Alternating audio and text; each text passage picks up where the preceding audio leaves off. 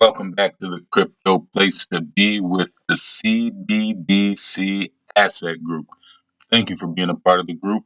And remember to like, subscribe, and share with family and friends so the YouTube algorithm will suggest my video for other crypto enthusiasts. In this one, we're going to be talking about Janet Yellen possibly agreeing to remove the debt ceiling, and Kevin O'Leary, for the first time ever, admits that he holds more crypto than he does gold. Mainstream adoption, mass adoption, it's here. Thank you, Madam Chair, and thank you so much to our witnesses. We are truly fortunate to have you at the helm of steering us through some past and future crises. I want to talk about those, but before that, I want to just talk about manufactured crises, which I'd like to avoid. Congress, everybody on this call in some fashion has voted to approve our spending.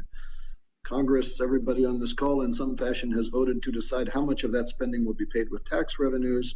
And then somewhat uniquely, we give ourselves the authority to decide how much of the residual, which is paid with debt, we are going to pay for. It's political suicide. I am a co-sponsor and supporter of my friend, Mr. Foster's bill, HR 3305, to end the Default Act and take that tool away from Congress, because Congress has proven that we cannot be trusted with that responsibility. Secretary Yellen, without getting into the specifics of Mr. Foster's bill, would you support simply eliminating the debt ceiling so that we don't have to deal with this in the future and can focus on real crises?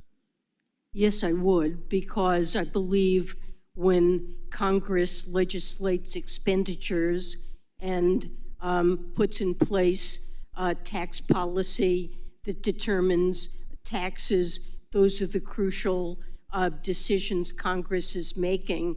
And if to finance those spending and tax decisions, it's necessary to issue additional debt, I believe it's very destructive to put the president and myself, the Treasury Secretary, in a situation where we might be unable to pay the bills that result from those past decisions. Thank you. I'm glad to hear it, and we'll hopefully try to get that through Congress.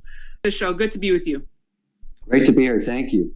Well, we have a lot of ground to cover with you since we last spoke. I know you've been involved in a lot of brand new ventures we can't wait to hear about. But first, I want to just touch base with you on some current events.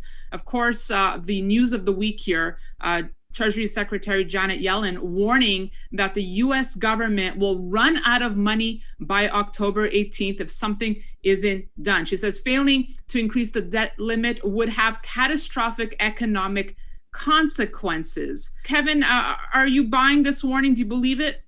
No, neither is the market. We've seen this movie before so many times. You can't even sell tickets to it anymore. Nobody cares. They know they're going to work it out. Everybody understands the huge debate going on, between the two different proposals. One, the infrastructure, the 1.2 trillion, and then of course the $3.5 trillion social programs. These are all happening at the same time. So you've got a boiling cauldron of debate, and the market is sort of jaundiced to this kind of thing. They know a compromise will be worked out in every situation. It's almost sad that, politicians have to waste so much time dancing around like this when everybody knows it's complete, it's just, and that's why the market doesn't care. It doesn't care. It's so often, but look, this is the nature of where we are today. Very divisive. Clearly the parties don't agree on anything. Nothing gets done. And in some ways, the market likes that. And I think it's sort of healthy that they force each other to get realistic. Because almost, this $3.5 trillion proposal is insane. It would make tax rates be so uncompetitive versus the global economy that it really can't happen. And most rational politicians know that. And Kevin, speaking about dancing around, Fed Chair Jerome Powell coming out this week saying that the inflation he spoke of perhaps is not transitory. Now, why skirt around this issue? Why not just be straight up with the public? They're hedging their bets on one specific issue. They haven't stamped out the virus yet. They don't know how the economy is going to react if in November and December and January, the traditional flu season, it spikes yet again. We are not yet at a herd immunity. There's so many different cohorts in the U.S. economy that have decided not to vaccinate, and that's caused major problems. And so Powell's hedging his bets. I mean, if we get a complete spike again and thousands of cases piling into hospitals, it's going to cause a grinding slowdown to the economy, and he wants to have the tools available. So he's not ready yet to completely reverse tapering and or have any option taken away from him. He wants optionality until we get through this next flu season. This is a critical time. And what about this talk of minting a $1 trillion platinum coin? Basically, it would be deposited at the Fed to pay off outstanding Treasury bonds and not have to worry about the debt limit. Is that a possibility we could see, or just makes a good headline? No, it makes a great headline. Chance that happening, practically zero. All of these radical ideas generally make a lot of press and go online, and sometimes are reconsidered fake news. But at the end of the day, that's not generally how he would react. I mean, the economy itself right now isn't doing too badly. Consumer demand is pretty good. People are managing around COVID-19 and the Delta, variant. So I think there's a lot of ways to play this out, but really it's a 90-day window. So if you're an investor, get ready for more volatility. But you can watch these metrics come day by day. And of course, we have to get through the debt ceiling thing. And then we've got to resolve, how we're going to sign. The bipartisan support for the infrastructure package should get signed. But, the more progressive elements of the Democratic Party want to tie it to the social spend. And I don't think that's going to happen. Everyone's alluding to, get ready. You said volatility, that we could possibly see a correction in U.S. equities, 10%, 20%, whatever. Where do you stand on that? People have been calling for the correction of 10 to 20% for 3 years now. And there's tremendous amount of liquidity in the market. The economy is doing quite well. There's a lot of stimulus in Europe as well as we have here. Another 1.2 trillion coming into the market. It's really hard to see that correction with that much stimulus. I mean, that's really why we're at where we're at. We've never, ever in 200 years seen this amount of basically free money coming to the market. So I'm a little cautious about calling for a 20% correction. Anything can happen, of course, particularly if Delta came back in a vicious form. But you've got too much stimulus, and trying to time the market and selling your equities because you think we're having a 20% correction is probably as dangerous, as shorting it. You just don't know what's going to happen next. Let's talk the crypto space now, because the last time you were on, you had mentioned how you had a change of heart when it came to Bitcoin. Now you're fully in the crypto space. I'm excited to talk about the projects you're involved in. But first, Chamath Palihapitiya responding to critics, including Ray Dalio, saying that, look, regulators will stop Bitcoin if it gets too big. He responded saying you can't stop Bitcoin. Obviously, we saw the China news. What's your take? Can Bitcoin be stopped, or will governments win? XRP is the 7th largest coin by market cap, but yet they always show a prominent role.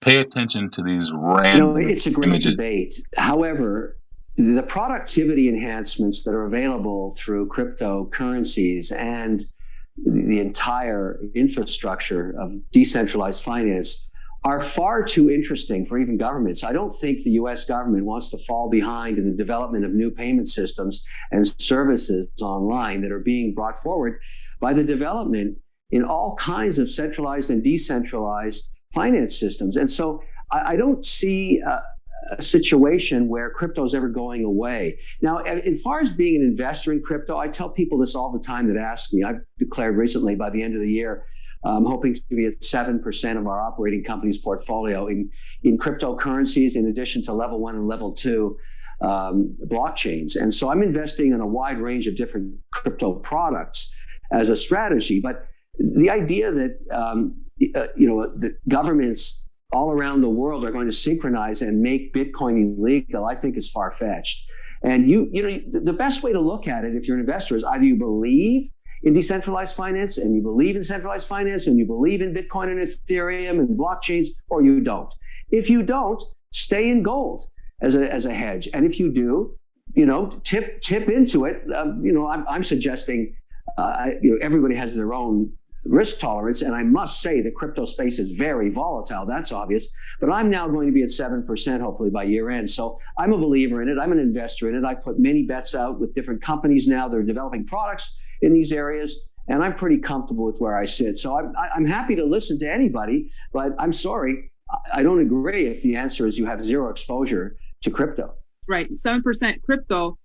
What is that? What percentage is in gold? You had some in gold before. Yeah, I have 5% in gold. Okay. So crypto for the first time is more than gold for me. And I'm going to keep my gold. All right. I see no reason not to sell it. But Right. crypto, it's not just betting on the price of Bitcoin anymore. There's so many other ways to invest, particularly in blockchain opportunities. Solana, Ethereum, there's so many different level ones. And then, of course, level twos, the derivatives that are put on top of Ethereum and Solana and all the others. So I've really become a student of what's going on there. I think there's many markets where, for example, NFTs are going to be growing very quickly. I just see a lot of investment opportunity, and I'm going to be an investor in that space. Well, let's talk about that now, because you have taken a big bet in DeFi and NFTs as well. Let's start with DeFi. I mean, your colleague, Mark Cuban, has also said, look, this is going to be the biggest disruptor to banks. Do you agree with that? I do. I see lots of use cases for decentralized and centralized finance. And I'll give you an example of one that I think is ripe for disrupting. The currency markets and currency trading are the largest markets in the world. Trillions of dollars every week are exchanged between different currencies for many different reasons. And every time you do that, you get clipped for 2, 3, 4, 5, 6 basis points. So if I want to buy a Swiss stock trading on Zurich, I have US dollars, I have got to convert my USD into Swiss francs and then buy the position. When I sell it, I got to do the thing in reverse. And I pay a lot of fees and there's a lot of friction. If we had an agreement in a payment system between the two regulators in Switzerland or Euro or British pounds or Singapore or Asia, we could pay in one single currency or payment system that could be provided by a very secure decentralized finance or a stable coin like a USDC or a DAI. And I would avoid all those fees. It would cut the fees by 90%. And I think the pressure to do that will continue to grow now that we have the technology in ledger-based blockchains where we can actually track these trades in perpetuity. And so, yes, I believe there'll be disruption. Yes, I think a lot of currency traders are going to lose their jobs over the next few years. And I think that's a good thing. It makes the whole system better, faster, more transparent, more secure, and above all, much cheaper, lower cost.